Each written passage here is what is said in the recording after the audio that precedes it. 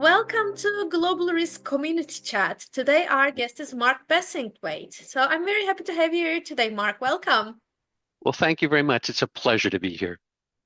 Thank you. So, before we jump into our topic for today, can you briefly introduce yourself to our audience? Yes, again, I'm Mark Bassingthwaight. I'm the National Risk Manager with a company here in the United States called Alps Corporation. And basically, our tagline is we're the nation's largest direct writer of legal malpractice insurance. So all we do is insure lawyers, primarily in the solo small firm space, but and it's malpractice, it's cybersecurity insurance, it's all the business needs. And my job is really to create, I guess I'd say I'm a resource. I'm not a risk manager in the traditional sense in terms of a CRO of a corporation. I'm hired by Alps to be a risk manager for the bar at large. So I really spend a lot of time with lawyers all over the country. I've consulted with over 1,200 law firms of all shapes and sizes. Some of them as many as 120 lawyers. So there's lots of stories, and I've been doing this now for a little over 27 years. Sounds really cool. It sounds also like you are this person that bridges a lot of gaps between, Yes. different, maybe not only jurisdictions, but also different functions, a lot of different things. So, with that, I'm Yeah. actually curious, what would you like to discuss today? Well, I think it would be worth talking about some of the cyber issues in particular. When I first started out, risk management was more traditional in the sense of we would talk about calendaring, we would talk about conflicts of interest and trust accounting and whatnot. That has changed dramatically. And so there are a lot of significant risks that we're dealing with in the cyberspace. And I think these topics and these issues go beyond just small firms and lawyers. I think they impact all of us. So happy to chat about some of these issues if you'd like. Yeah, of course. I mean, cybersecurity is, I think a topic that covers not only, again, like lawyers or even risk Yeah. managers. It's like for all of us very, like relevant. So yeah, let's then get into it. So let's go into an angle that you like to talk about, of course. So Well, yeah. what I would share is let me start with just a little story. And one of the things I have found, even to this day, is a lot of lawyers, again, that's primarily who I work with, really believe that they would be able to spot a lot of these attacks, if you will, or these scams, or they believe that they're too small, thinking about the small business space, to really be on anybody's radar, and none of that is true. So let me share a story. There was a law firm that did a lot of real estate transactions here in the southeast and southeastern United States. And they regularly work with various realtors, et cetera. And in one transaction, they were getting ready to close. A email with a PDF attached with all the wiring instructions came. It was from a known realtor. It was expected. Everything looks perfect. They opened the PDF. They followed through with the wiring instructions that were there and promptly wired around $800,000 to the wrong party. And it was gone. Um, what happened here? Well, this law firm had been breached about 2 months before. Nobody knew. And whoever breached them was in their system monitoring everything was going on, and barely monitoring email, and just waiting for the right moment, looking for, learning everything that they can, and and they're literally intercepting everything. So this email with the PDF comes through. They quickly change the wiring information in the PDF and send it forward. Because if they sit on this for too long, somebody might start to get suspicious. Why is this email, but nobody got suspicious. And so, I mean, that's just one example of how sophisticated this stuff can get. And it can get way more sophisticated. We could talk about that in a minute. But It really underscores whether it's a business email compromise attack, which is very, very common, or a wire fraud situation. The way to really try to avoid this is to do what we would call an out-of-band communication. So we would have known previously verified contact information. In this situation, we know who the realtor was. We know what her contact information is. They should have reached out. So the wiring instructions come in via email. They should have picked up the phone and just called, hey, Sue, yeah, I got this. Thank you. You know the process here. I just want to confirm, is this wiring information correct? If she says yes, go for it. If she says no, stop. Somebody's been breached. And this is very, very common. I can't speak for, the global situation, but I can say here in the States, we are talking about billions of dollars over in recent years being stolen from business email compromise or wire fraud. So that's a huge, huge issue. And my even greater concern is we all still believe we will be able to spot these things, email, etc., as because it's poorly written English or poorly written German or whatever, in terms of that these scams don't they just don't look very authentic. With the rise of AI and deep fakes, this is a game changer. So we really, really need to stay on top of this. And for me, it underscores, folks, that if I were to say there's any takeaway, and we can get back to takeaways here shortly, but a big one would be you have to have ongoing mandatory social engineering awareness training so that all staff, anybody moving money, just as an example, needs to understand how to begin to recognize these things, to question.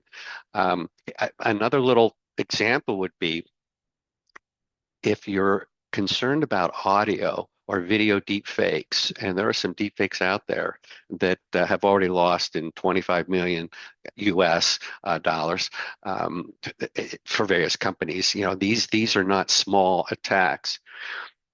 Have a code word.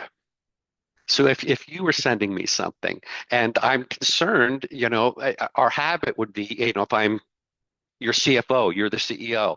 Our habit would be whenever I get some instructions from you, I'm going to ask you what the code word is. And if you don't have the code word, stop. It's not you. So that's a couple of thoughts. Yeah, indeed. I mean, like, I think people are nowadays still have this mindset that when they think of scam, they think of, the Nigerian prince scams of, the old times. Obviously, Exactly. I mean, Yeah. well, of course, they still to some extent exist to, like maybe attack more vulnerables, like people. But of course, on a company scale, these are done extremely sophisticated, like the way you Yeah. mentioned. So, and I imagine with, again, like AI, deep fake, it's intense, but also I think with things like, sometimes people work from the home or there is, hybrid working. It is also like, I guess there's a lot of cybersecurity threats that people should be, maybe paying attention to. And you are spot on. I would really underscore, I don't want to say this. I have zero issues. Okay. I've been blessed to be able to work remotely now for well over 15 years. So, the lockdowns and all of that with COVID really turned out in an odd way to be a positive thing for me because many more of my colleagues had to work from home for a while, so I'm kind of off the island and we're all dealing with the challenges of remote work. But that aside, what you have to think about here, folks, is we often are allowing tech that is personal tech to be used in a hybrid fashion as well. So if I have a home router, I have my home smartphone, we're on a home personal computer. I have several here in my office, but the one we're on right now, is my personal computer.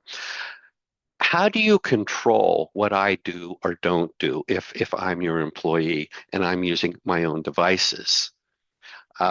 we all naturally get less concerned about protocols and response because, again, these are our devices and we're never going to fall prey. We just trust ourselves. And a lot of people honestly believe that a smartphone and text messages and all this really aren't that big of a deal. I'm telling you, folks, as a result of the lockdowns and COVID, and now in this post-COVID world we live in, scammers and cyber crime hackers, I'm going to go on, all the bad guys, if you will, are focusing on this. So I would encourage you to have some policies and procedures about appropriate use. And again, it gets back to training. Um, one example would be, and a lot of people don't think about this, home routers. When was the last time you updated your home router? When was the last time any of you, in terms of your employees and for those of you listening, have checked? You know, home routers are a huge risk because they can enable the attack that spreads from the home tech to the corporate tech because it's all connected. You know, if you haven't updated in terms of a security patch your home router in the last 2 or 3 months, do it now. And if there are no patches available because your home router is, 3, 4, 5, 6 years old, throw it out today and get a new one. This is an extreme vulnerability in my mind. So, just some examples. But does No, that you answer your question? certainly, yeah, it definitely answers the question. And with that, I mean, we already also talked about it a bit, some takeaway points. If we were to, like summarize everything, what would be the biggest, maybe one or two takeaway points that you would ask our viewers to implement on? I mean, let's say, of course, they should renew their routers, but everything. But if we are talking about the biggest takeaways, that is right away. The two things that I would say, um, when we look at business email compromise, wire fraud, et cetera, having some type of mandatory verification process in place, I think is essential. And out-of-band communication, changing the communication channel. Never ever wire or release any funds under any circumstance without that double check in play. That would be number one.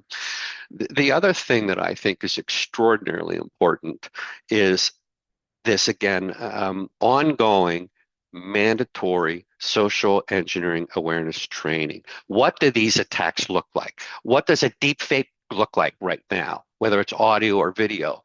How am I, what is QR code phishing? We would call it quishing, but I mean, there are so many things. So that's train and there are a number of good companies out there that can do this. An example would be, and this is a global company, and Know Before, KNOWBE, the number four, Know Before, at their knowbefore.com.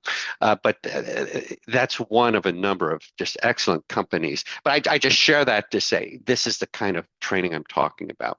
You will get more bang for your buck in cybersecurity by following through with that.